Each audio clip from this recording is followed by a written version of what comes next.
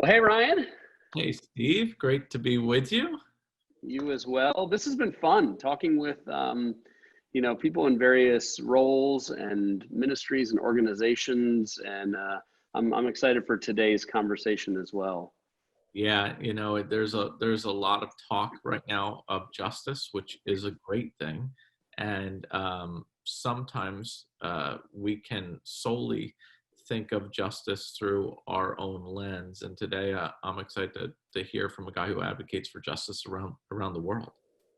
Absolutely, and this is a real treat. In fact, you mentioned around the world. He's actually going to be joining us from Norway, and so it's exciting to get. But he has roots in America, and so really neat to hear his perspective. We're going to be having a conversation with Ed Brown, who is the Secretary General of Stefanus Alliance International, and we're going to go ahead and bring him on in and start this conversation so we can welcome Ed right now into the convo.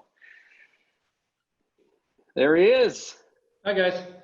Hey, Ed. Thanks for joining us. I know, trying to work out stuff with times, and it's the end of your workday there and the beginning of one here, and really glad that you have made some time for us. So thanks so much, man. It's my pleasure. My pleasure. We got to meet Ed stateside here last year, and as we did, it absolutely left a pretty distinct impression on us and on our staff. And we thought to ourselves, man, we want to hear more, and would love to hear more of what is going on in what you see throughout Stefanus around the world. And so, Ed, would you just start by sharing with us a little bit about the organization that you work with and how you got to your spot within Stefanus? Sure. So take a step back. So as you mentioned, I'm an American, but I happen to live here in Norway. I've been here about almost 27 years. I met my wife back in the States. She was a Norwegian studying in the States, and we fell in love, as they say. We got married, lived in the States for 3.5 years, and then have been here since then. And then, oddly enough, I was. At the time, I was a football or a soccer missionary. That was what my job was. I traveled around the world using soccer, or football as we call it, as a tool to talk about Jesus around the world. And when I came here, I had a background in psychology and in teaching, and had to learn the language. So my first few years was just learning the language here. So I took a menial job way below my education. But then was asked by the local church that we were going to, an English-speaking church, if I could be the interim pastor while the pastor was on furlough, was a missionary, and took that position for a 1.5 years or so. And when that was done, I started looking for jobs, and this was one of them I applied for, is that Stefanus Alliance. Not sure exactly what it was all about, but I started reading about it, and they talked about working for the persecuted church. And something clicked. Sometimes we have a series of experiences, and they don't make any sense until after we've been through them, after some time has gone by. And it suddenly hit me. Yeah, when I was in China in 1985, young guy smuggling Bibles in because it's tough to be a Christian, and handing out Bibles and having them confiscated by the authorities. That was the suffering church. That was my meeting with them. In Czechoslovakia in 1987, asking to meet with the church and being told we had to go to the church at between 6 and 8 o'clock at night and come in groups of no more than 2 or 3 from different directions, because the believers there wanted to meet with us. They wanted fellowship, but they didn't want to be put in prison one more time. And I hadn't realized that's the suffering church. That's the persecuted church. And so when praying about this position, I said, God, give me the wisdom to have a good interview. And they chose me. My job at that point was to travel around and inform youth groups about what was happening with the persecuted church. And I developed something called Secret Service, where we would pretend that we were an underground church, where I would start, and within 2 minutes of my start, a guy would come busting in the door, saying that they were a policeman, knock me down on the ground, drag me out, and tell everyone to get out of there. And then I'd set up little ictus signs, like a fish leading them down maybe into a basement or maybe to another church, and then we would have a service like the persecuted church does. That's what I did for the first few years. But then you mentioned, Ryan, justice. That really struck a chord with me, that we're as Christians called, the gospel is more than just sharing about Jesus Christ coming and dying for our faith. But it's talking about setting free the prisoners. It's talking about binding up the wounds of those who are injured. And so I started reading more. I took some courses, got into human rights, and we then developed our human rights work. So now when we talk about ourselves, we talk about ourselves as a missions and human rights organization, which is an interesting combination, because when we first started doing that, I would go to human rights meetings and I would introduce myself and say, I'm from this organization, and they would all cross their arms and look at me like, what are you doing here? Missions, I mean, that's anti-human rights, right? What are you doing here? And I remember the people from Amnesty International, from Human Rights Watch, the Helsinki Committee, very, very skeptical to begin with. But as we took an approach that said, we as Christians stand up for, of course, Christians who are persecuted, but also everyone who's persecuted for their faith, regardless of who they are. They said, okay, we might listen. And actually, we might even take up the cause of Christians who are persecuted, who we would never have done before. And that was a very interesting step. And so then it was even more of a challenge when I went to churches and I said, we're missions, and they nodded and said yes, and human rights, and they went, what's that all about? And so I'd have to explain, you know, for me, the gospel is also about preaching the release of the poor. It's not talking about conversion and about sharing Christ, but it's yes and. It's not either or. And I think we've been able to build some positive bridges there. So our genesis is back in 1967. We were inspired by a Romanian Jew convert to Christianity who was a pastor who sat in prison for 13 years, named Richard Wurmbrandt. And Richard was then bought free by a number of people, including Norwegians. He came to Norway, he preached in churches, and he was met with two responses. One, people said, you're lying, because we've met with Christians out in the international arena, and they said there's no persecution of Christians. And he would lift his shirt and say, you see these scars from the beatings? They don't lie. And the other response is, we have to do something. And they started this organization called Mission Behind the Iron Curtain to help Christians and to some extent Jews at that point who were being persecuted. And so that was the genesis. We then grown from there. We now work in, I think, 18 or 19 countries around the world, primarily in Asia, although a number of projects in the Middle East and North Africa. And then we do advocacy work also in other parts of the world. That was a little long introduction, but I hope I gave you a little bit, a small taste of some of the things we're involved in. No, that's awesome.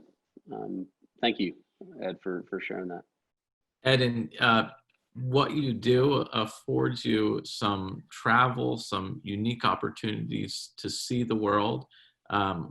One of the things that's just hard for many people is just hearing the real stories of how there is religious persecution around the world. And so for those of us who are home who don't get access to the information you have, can you give us just some accurate pictures even right now of what it looks like around the world for people who are persecuted?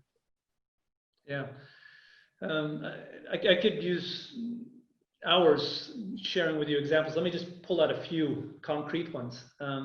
First, some boring statistics. About 80% of the world's population live in countries with high or very high restrictions on their freedom of religion or belief. That's a significant amount of the population. And it's important to recognize, you know, there are different groups working on this, and we, like I said, as a Christian organization, our focus is on our brothers and sisters, but also on others. So when we talk about persecution, we can talk about the 1 million, and some would say 3 million Uyghur Muslims who are put in concentration camps in China today. Right now, they're in concentration camps, and they're not allowed to space themselves out. So they're being beaten, they're being driven to worked to death, and they have the danger of being infected by a virus that comes through China. That is persecution. We have the situation with the Yazidi people in northern Iraq. I was just there again in January in the Kurdish autonomous region. And I'm meeting with young women who they can barely lift their heads up and look me in the eye. Not because it's part of their culture to not look me in the eye, but it's because they have been sold as sex slaves by the Islamic State. For some of them were only 12, 13 years old when they were sold, and they were there for 3 or 4 or 5 years, sold from man to man to man. And the abuses they suffered. They watched as the Islamic State came into their village. And whereas when the Islamic State came into Christian villages, most of the time they were given a chance to either convert, flee, or die. The Yazidis were given the opportunity to die. That's it. The men were slaughtered. Young boys in their looked like they might be teens were slaughtered, and the girls were sold. Period. That's what they experienced, and that's what they had to live with, because they had a different religion than the very narrow view that the Islamic State has of their religion. I recall being in India, and this shocks many people in the West, and it's one of the reasons why last time I applied for a visa to India, I didn't get it. Is India has a fabulous tradition.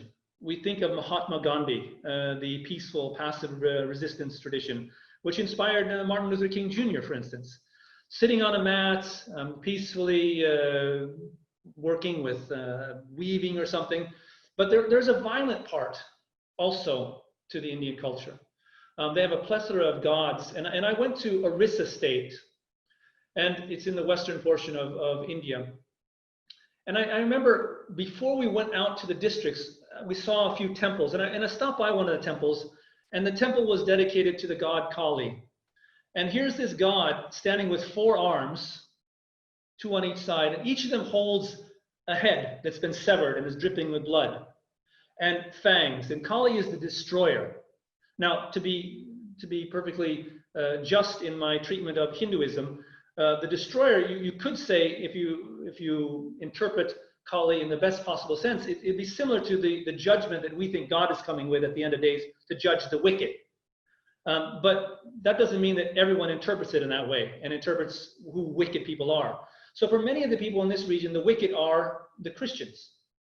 And it just so happens that just prior to my going there, just a month before, there'd been 5-6 weeks where every night, young men who are part of these Hindutva groups, radical Hindu nationalists, would cut down trees and fell them across the roads, the only roads going in and out of villages, to keep people from being able to drive out in case they tried to escape. And then they would come into the villages, and they'd done their homework ahead of time.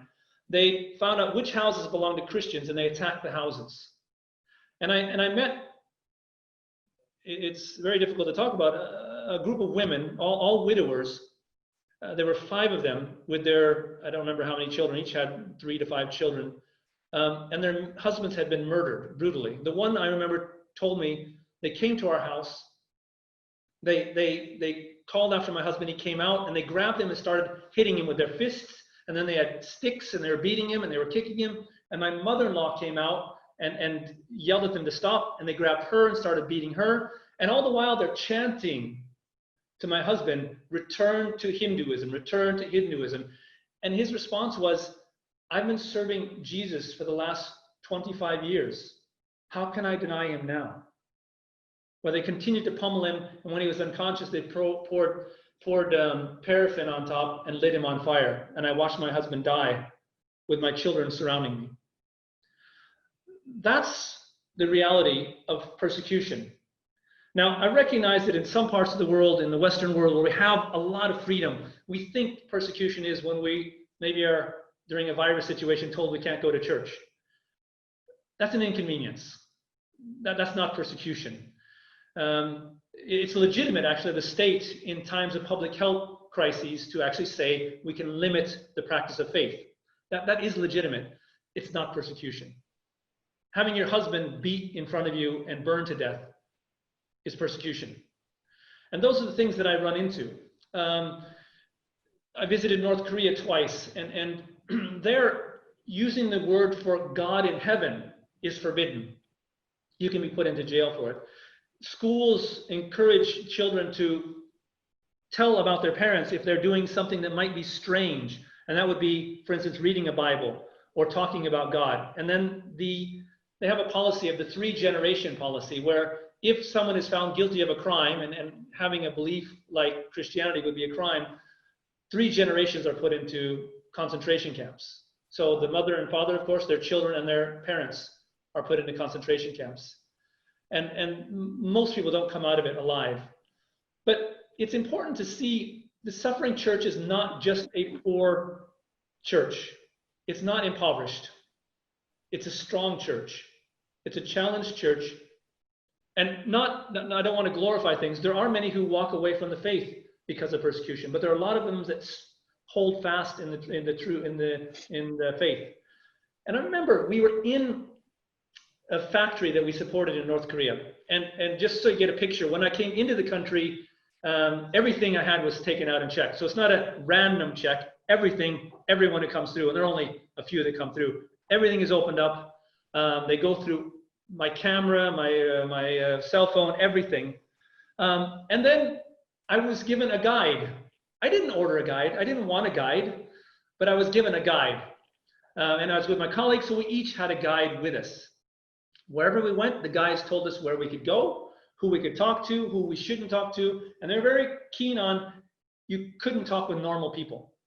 And normal people walking down the street, I'm used to, when I travel to countries, I'm a little bit more pale than most of the people in the countries I travel to. And so they will often look at me and try to make contact, say hello in some way. Not in North Korea. They would not make eye contact. That's because my guide was right behind me. But anyway, we were in this factory, and our guides had left the room just before we had. And our partner, who is there, says, he whispers, in this room, here's where the Christians meet. Never more than 2 or 3 at a time, because they can't have more than that, because they're afraid of someone telling the authorities on them. But the church is alive and well still here in North Korea. So we have to, a verse that we often use is 1 Corinthians 12:26. When one part of the body suffers, all the others suffer with it. And we try to share the suffering that's going on so that the part of the body that's not suffering can actually suffer. But the second part of the verse says, when one part of the body is honored, the rest of the body rejoices. And so we have to also do that. We also have to rejoice that the church is still growing, that there are people still coming to faith. Sorry, I could tell more stories, but I hope that gave you some glimpse into what it's like around the world for many people who are suffering for their faith. Yeah, no, I mean, that's, man, I need to hear those stories, and I think we all do. One question that comes to mind, for me and maybe for others is, you mentioned the difference between inconvenience and persecution. And, when obviously the degree of what you're talking about that people face in terms of pain and suffering for their faith, the degree is different. But for you, coming from your experience and seeing what you have and understanding the work you've done and understanding a theology of persecution, for you, how do you determine whether something is inconvenience or whether it's persecution? How do we in the West look at that and go, all right, this is an inconvenience, and there can be severe inconvenience, there can be minor inconvenience, and then this is where the line is for persecution, whether minor or severe persecution? Yeah. So this is a question we often get asked, and here Stefanus Alliance would differ than maybe some other organizations that also are working with persecuted Christians. We tend to have a very strict definition of what persecution is about. I know other organizations would define any sort of discrimination as persecution. We would not do that. Discrimination is discrimination. If you don't get a job because you happen to belong to a minority religious community, you're not being persecuted. Now, that is a sliding scale. So if you live in a country where you're not able to get any job whatsoever, you're denied access to education, you're denied access to any sort of job and any access to any social goods, that could amount to the accumulation persecution. But the definition of persecution that we use from a human rights perspective is it's the fear of the threat of violence against yourself, your family, or your property. And it has to be a well-grounded fear. It's not a paranoid fear. It has to be well-grounded and be able to be documented. So having someone beat you and pour paraffin is a very clear example of it. If someone, like the person I talked with this morning, a pastor in Turkey, a man, he was sharing his personal testimony. He came from a Muslim background, became a Christian, and then became a pastor in his local church. And he said, I got a call from a Muslim man, saying he wanted to know about Christianity. And we've learned we don't invite them to our house. This was at a time back in 2008 where 3 Christians had that same question asked to them. And when they met with the person, many men showed up, kidnapped them, took them to an abandoned warehouse, and slit their throats and killed them. And so when this man asked him, he said, we will meet at the church. And he shared that how the man came to the church early, and the security guard, and this says something, when you have to have security guards at your churches, and this they do regularly in Turkey, that says there might be persecution going on, and not just an inconvenience. So there was a metal detector, and the guy didn't want to go in because of the metal detector. And so they assumed he had a weapon on him. And when the guy went back home, he was talking to his roommate. The roommate called the police. The police came and found the weapon. That was a threat. It didn't turn out to be real violence, but that we would call persecution as well, because there was a threat of violence against him or his family. So it is a scale. Discrimination could amount to accumulatively be persecution, but an inconvenience where, okay, there are legitimate grounds for the state to limit certain areas of practice, and it has to be practiced without discrimination. So if, for instance, the state says we will allow for cultural events, or we'll allow for some religious communities to meet and not others, then it's discrimination. But if it says because of a public health situation, we will curtail all public events, all religious communities, that's not discrimination. That's an inconvenience. Now you can ask the question, are they making the right decision based on a public health policy? That's another matter. But at least you have to afford them the benefit of the doubt that they're doing it in the interest of the general public.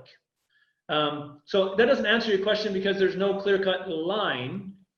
But if you see violence or a threat of violence, then you're over on the persecution side. If it's discrimination, it could be more legitimate discrimination, which is an inconvenience, or it could accumulate and become persecution. That's a very academic question. I'm sorry, very academic answer, but that's, I also work in the field of human rights, and I have to be very clear in how I answer these things. Yeah, Ed, I would imagine that can be a source of great frustration at times for you, as people are claiming persecution, and you're like, no, there are millions of people around the world who would kill for what you have, and I would imagine it's a frustrating thing to watch, as even people take advantage of that to build a crowd, and it distracts from the main issue. Without a doubt. I mean, I meet people here in Norway. I'm out speaking to someone, they'll come up to me and say, you know, we're persecuted here in Norway. And I have to keep a straight face and not laugh. And I have to ask, what do you mean? Well, you know, they call me names on Facebook. They say that I'm a bad person, or they ridicule my faith. And I have to say, that's not persecution. That's not even discrimination. I mean, that's a basic give and take of public discourse where you disagree with someone. Now you can discuss how people do things, and I would agree that wasn't a very nice thing for people to do, to call you a bad person, or to ridicule your faith, but that's not persecution. But some people feel that way, and here, and I can't speak to the States since I haven't lived there that long, so you guys can answer this. In Norway, we had a state church for hundreds of years. I don't subscribe to that point of view. I think a state church is not a good thing. But as they dismantle the state church apparatus, many of the privileges that the Christians who belonged to the state church had were removed. And when those privileges were removed, many people claimed they're now discriminating against us, they're persecuting us. And I said, no, now they're just basically leveling the playing field so that all religious groups have the same sort of rules to play by. Just because you've had a better situation than others and you've now had less of it, doesn't mean it's persecution or discrimination in a sense. It's just bringing you back to where you should be. And then I say to them, listen, if the tables were turned, and this was an Islamic country or a Hindu country or a Buddhist country, and the Buddhists were getting all sorts of advantages. They could go into a Christian area, and the state was funding opening private schools and converting children to Buddhism. What would you say as a Christian? And most said, no, that's wrong. Well, that's what Norway did, basically, when they had a state church situation. And so we're basically saying, no, the Buddhists shouldn't be able to do this. The Muslims shouldn't be able, atheists shouldn't be able to do that. They shouldn't be able to, with state funding, go in and try to convert people. Privately, if they want to do those things in a proper way, they can do that, just as Christians should be allowed to. But just removing privileges is not the same thing as discriminating or persecuting. Now, you guys can answer it. Is that parallel in the United States? I don't know. Have Christians in the United States had some privileges that they've been lost? I don't know. But that'll leave for you guys to answer. That is a great question. I think if Christians expect to be in the center of power and culture, they will feel persecuted because we don't sit in the center of power of culture. But I wouldn't say that's persecution. Yeah. Ed, you get the chance to talk to leaders and pastors and churches around the world, including here in the U.S. And I'm just curious, from the conversations you have, what do you see right now in terms of the Western Church specifically, and their view of the global persecuted church, the real persecution that is happening around the world? What are the things that you see that are maybe things you wish you didn't see, and maybe what are some things that give you some hope that there is there are people who are understanding what's going on and there can actually be a difference made? Thanks for that question, Steve. I'm going to sort of tweak it a little bit. Mm-hmm. One thing that we say in the Stefanus Alliance is that we are not just a one-way mission. As I mentioned earlier, it's not just those poor people out there, and we do stuff for them. We believe in a mission circle. We believe that the faith stories of people under pressure is something we need to hear in our part of the world. That we are also, our faith is under pressure, not because of persecution from others, but I would say that the affluence that we've been able to attain in our part of the world is such, if we want to talk about the devil tempting people away from keeping their eyes focused on Christ, affluence is probably a much bigger challenge than persecution. And we bring back the stories of the persecuted church to strengthen the faith life of people in the church in the West, who need to be brought back down to what it means to have a simple faith, not based on God and my new Mercedes, or God and that perfect job, or God and my perfect neighborhood. But it's saying that it's God who's the object of my faith, period. That basic kind of faith is not the matter of how strong my faith is. People in persecution doubt a lot. Richard Wurmbrand talked about sitting in prison and feeling like he was going crazy and asking the same question Jesus asked on the cross. God, where are you? Why have you forsaken me? Legitimate questions that the Lamentations, that Jeremiah talks about. Where are you now when the evildoers are attacking me?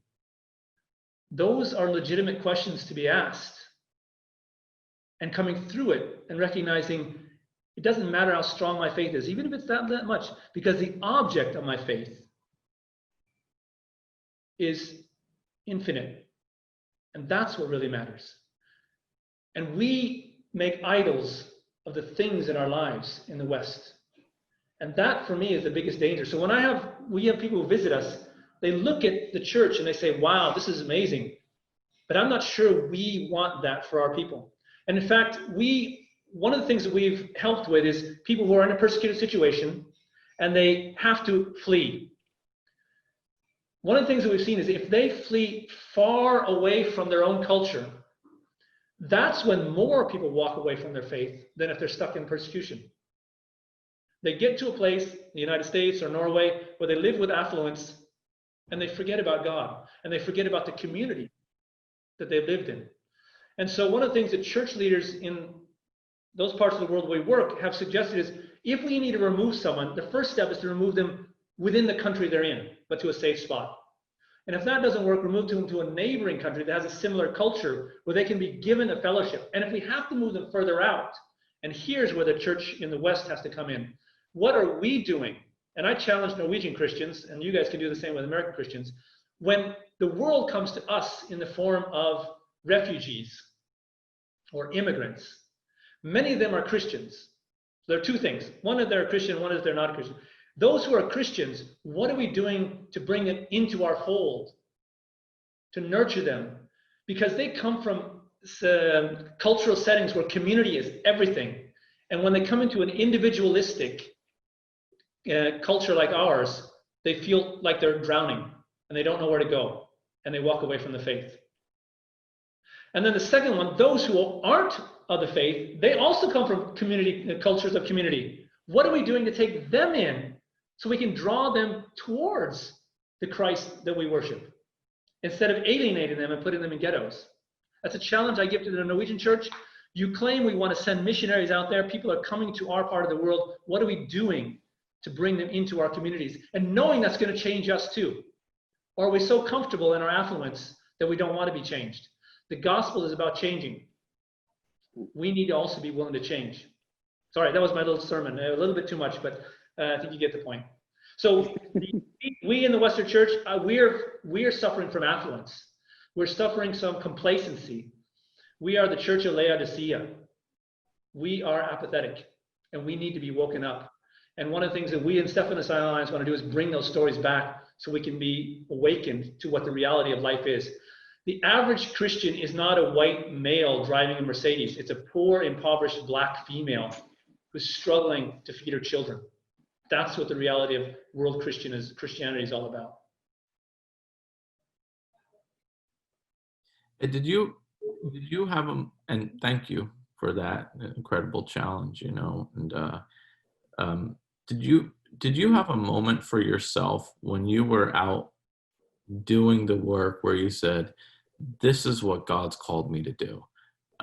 Was there ever a moment where you just had a breakthrough and said, God, you have me in this spot, and I'm thankful for this? I would say not one, but many. I think we all need renewals of our call. So we can live on those high moments, and I've had many throughout my life where I look back, but we also go through the valleys, and we need renewal. So to answer your question, yes, I've been through many of those situations where I thought, wow. And it's been in times where I'm feeling great and in times where I'm feeling down. I was in Nigeria a few years ago, and I recall I had just spoken in a church, and they gave me a tour of the church ahead of time, and they said, here's our church, and they're so proud. And there were probably, I don't know, 2,000, 3,000, 4,000 people there at one of the worship services. And they showed me a Sunday school class, and there on the wall, here it's red, but it was a white wall with stains of red. And they said, just 2 years ago, Boko Haram came in, and there were some young boys playing in the church compound, and they saw them and they ran and they hid here in this room, and Boko Haram found them. And that stain you see is the blood from where they slit their throats, and it stained the wall. And I remember thinking, what am I going to preach on to these people? How do you preach to people about this? It was a day where I felt more ministered to than I felt like I was able to minister to anyone else. And we got in the van and we started driving. And just to hammer it home, if that wasn't enough, we're driving along, and just Boko Haram had a tendency to, hi there, someone in the background. And Boko Haram had a tendency to travel to villages on Sundays. Well, they go on Saturdays or they go on Fridays to attack the mosques that didn't agree with their particular narrow interpretation of Islam. So we hear about the Christians being attacked, but the Muslims were attacked just as much, because most Muslims didn't subscribe to their point of view. On Saturdays, they would often go to the police station or to schools and attack them, because Boko Haram means Western education forbidden. And anything having to do with the West would be destroyed, and then the police were the ones who would protect. So that on Sunday, they could go to the churches and attack. And they would drive on the major roads. So the authorities then set up roadblocks. They would take tires and set them halfway across the road this way and halfway across the road this way. So you'd have to drive a zigzag and you'd be stopped. And there'd be armed patrols, men with machine guns, 10, 15 men standing there. And they would look in the car and check. And that way they could stop Boko Haram from traveling across the countryside to the local villages and towns and cities. But Boko Haram got smart and they started driving along the back roads. So the authorities then decided, in addition to these permanent roadblocks, they would set up temporary ones where they would just have 10 or 15 men who would stand, stop the traffic, go through the cars, and then set up camp somewhere else so that Boko Haram didn't know where they were at any given time. So then Boko Haram changed their tactics. So just 2 weeks before I traveled to Nigeria, there was a situation where traffic was stopped by these armed military men, but it wasn't the military. Boko Haram had stolen military uniforms, and they stopped traffic, and they pulled out the Christians and the others who didn't then agree to their point of view and shot them in the road. So then as we're traveling down the road now, I'm contemplating this meeting with this bloodstained wall. And I'm sorry, I shouldn't, maybe your daughter was there, I should have been a little careful on what I'm saying. This is a little bit gory detail, but this is the reality. We're driving, and I'm sort of half sleeping, half praying, and then I open my eyes and I look up, and there, half a mile ahead, is a roadblock, and it's not a permanent one. It's a group of armed men standing in the middle of the road. And I said to the pastor who was with us, "Do you know if this is a real roadblock?" And he says, "You should pray."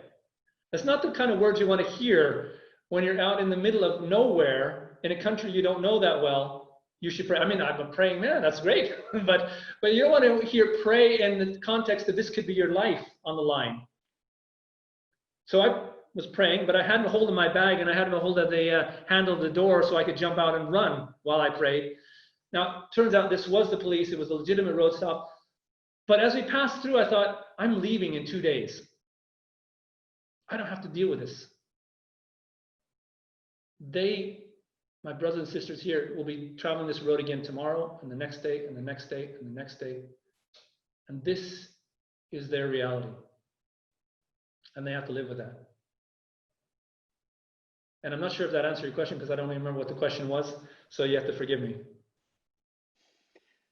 No, I mean, it was a better answer than the question. Yeah. I'm curious because, I mean, I'm, like you said, you have story after story and you're hearing stories even today as you met with, people you're working with around the world, hearing new stories because it's constantly going on. For Stefanus and the work that you guys do and the role that you have there, what is it that, like, what's the hope, 5 years from now, 20 years from now, how do you gauge, are we making progress here? And is the work that we're called to do, is it bearing the kind of fruit that we would hope to see? How do you know when there's a win? I'm reading a book right now called The Infinite Game. It's written by the same author of Start With Why and Why Leaders Eat Last, Simon Sinek. I don't know if you're familiar with the author. And his contention is that we look too much at the world as a win-lose situation. And how do we win? So no critique of the question, because I think it's a legitimate question, and we're asked of it all the time. In our work, we have projects that we're asked to have a goal hierarchy, and how do we measure that we're able to actually accomplish what we say we're going to accomplish. But much of the world isn't a win-lose situation. It's a matter of a game that continues. And I like to answer it the way that Mother Teresa answers when she was asked a similar question when she was speaking to a group of business people. And she says, I'm not concerned with winning and losing. I'm concerned with being faithful to the call God has given me. We, in our work at various levels. If you imagine for yourself a cliff, okay? Top of the cliff up here, and then down at the bottom, jagged rocks. People are milling around at the top of the cliff, and some of them are falling. What's the immediate response? The immediate response is to help the people at the bottom, bind up their wounds, take them to hospitals. Now I'm thinking this in terms of an analogy here, not just physical wounds, but all sorts of challenges that are facing people who are falling off of a cliff. We provide them with health, we provide them with education, we provide them all sorts of basic needs. Otherwise, they're going to continue to suffer. But that does nothing for the people falling from the top. Second response is to fly around in a helicopter and gather up information. So we actually get real information about what's happening on the ground. That means interviewing people on the ground, interviewing people at the top, taking pictures, writing documents, writing reports. So good news agencies, and I would recommend, for instance, Reuters as a good middle of the ground. They don't sensationalize the one way or the other. Human Rights Watch, Amnesty International. Those are important so that we know what the facts are. And then the third response would be go up to the top of the cliff, talk with the local people. Maybe there are ways in which they can prevent people from falling off the cliff to begin with, so you don't have to minister to their needs. They have some good solutions. Maybe they just need capacity building. Maybe they just need some help with resources. And then the fourth response, how do you about the king, the one who's responsible for the cliff, who maybe is a benefit for them that people are falling off the cliff? How do you talk with that person and convince them that they need to put something in place in order to keep people from falling? Total different tactics. I don't believe there's a win where we're going to stop suffering and persecution. Just like I don't believe we're going to get to a state where there's peace in the world and we're done with it. If you're and might offend some people, if you're a Harry Potter fan, like my daughters are, you know the character Mad-Eye Moody, and he has a phrase that he says, constant vigilance. And by that, he means we need to be aware. We need to completely, all the time, recognize the dangers that are around us and take strategic steps to ameliorate those dangers. So Stefanus Alliance is at the bottom of the ground. We're working with those Yazidi women providing trauma counseling. We are at the top of the cliff. We're working with a local Christian partner who is providing loans to business people to start businesses again, Christians and Muslims, to build up both the business world, the economy of the situation, but also build a cultural bond between two religious communities, or three religious communities.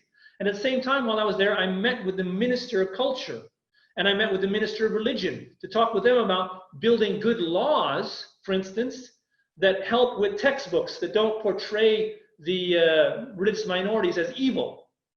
So working at all different levels to put into place defenses for building peaceful coexistence between religious communities. Not to win, but to continue going on and moving forward, progressing forward in a way that hopefully can get to a stage where countries like the United States, which has drawn benefit of good institutions, good leadership, and tradition for helping one another, regardless of who you are. Those are the things that we try to do. And you asked me about hope. My story about North Korea gives me hope. When we write letters on behalf of people who are in prison and we see them released short time afterwards, that gives us hope. Letters that we write, we send them to our advocacy friends. Each of them signs a letter and sends it to the embassy in their country, for instance, the Iranian embassy, or to the Minister of Justice in China, or wherever it happens to be. That gives me hope. When I meet with local people who say to me, we want to make a difference, that gives me hope. I believe in the power of individuals and small groups working together to bring about change. I believe that the transnational nature of terrorist groups has to be combated with transnational cooperation between the good guys working together. The job I had prior to coming back to Stefanus Alliance 2 years ago was coordinating a network of parliamentarians, congressmen and senators around the world, focusing on freedom of religion or belief, across political parties, across religious denominations, and across geographical boundaries. all standing up together. That gives me hope to see people actually coming together and working on a common goal to build bridges between religious communities and peaceful coexistence. Yeah, no, that is helpful, and it's helpful to reframe even what it means to make progress and win, and to understand that this is, you know, a daily struggle and battle, and one that we will, I think it's biblical, you know, we will have with us, and we will have to continue in vigilance.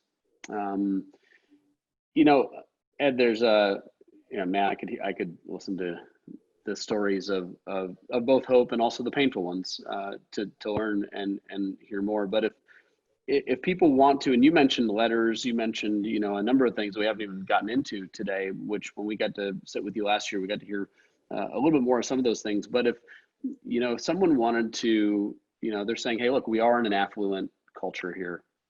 We recognize there is a responsibility that we have, as well as a joy to participate in the work, and to know that you're a part of work going forward for freedom and for real vigilance against persecution. If they wanted to get involved from here, you know, what does that look like for someone, you know, even listening today in New Jersey or anywhere else around the country or the world? What does that look like? That's a challenging question, because at this point, we are a Norwegian organization, and most of what we do is bring that mission circle back to Norway. But recently, and I mentioned to you when I was there, we are looking at the idea of also bringing the mission circle back to the United States and establishing ourselves there. So I'm in contact with people about registering us as an NGO, a non-governmental organization in the United States. We haven't gotten there yet. It takes a number of months, and it'll take a little bit longer with the pandemic going on right now. In the meantime, we are starting to introduce our advocacy services, writing these letters on behalf of people in prison for a broader audience. So if people are interested in getting these, it doesn't cost anything, by the way. It's free. You will either get, depending on what you prefer, either a letter in the mail, and the letter will describe what's going on in the world in the particular case, and then you'll get a letter.